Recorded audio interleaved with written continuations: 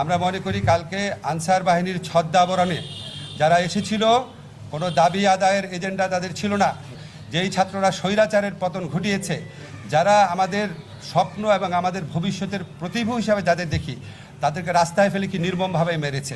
তাদের দাবি ছিল এক্ষুনি রাত 10টার সময় প্রজ্ঞাপন করে তাদেরকে জাতীয়করণ করা হবে। গন্ডগোল করার জন্য সচিবালয় ঘেরাও করে রেখেছে। এটা ভয়াবহ পরিস্থিতি হতে পারত। কোনো প্রশ্ন দরকার নাই, কয়েকটা কথা বলে চলে যাই।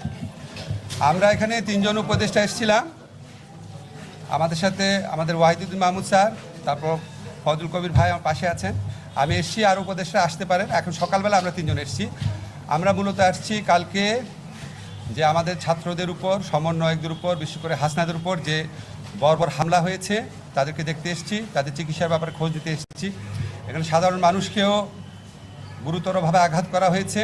2 জনকে আপনার অপারেশন করার প্রয়োজন হচ্ছে। হাসনাতের অবস্থা এখন মোটামুটি ভালো আছে, আরও 48 আওয়ার্স আপনার অবজারভেশন রাখতে হবে। আমরা খুবই ব্যথিত এই ঘটনা দেখে। আমরা মনে করি কালকে আনসার বাহিনীর ছদ্মাবরণে যারা এসেছিল কোনো দাবি আদায়ের এজেন্ডা তাদের ছিল না।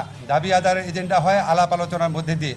তারা বারবার আলাপ আলোচনা করে সম্মত হয়ে ফিরে গেছে এবং বারবার আমাদেরকে ঘিরে রেখেছে। তারা লাঠি তাদের স্টকে ছিল এবং আপনারা দেখছেন তারা কি মারমুখীভাবে ছাত্রদের উপর, যেই ছাত্ররা স্বৈরাচারের পতন ঘটিয়েছে, যারা আমাদের স্বপ্ন এবং আমাদের ভবিষ্যতের প্রতিভূ হিসাবে যাদের দেখি, তাদেরকে রাস্তায় ফেলে কি নির্মমভাবে মেরেছে।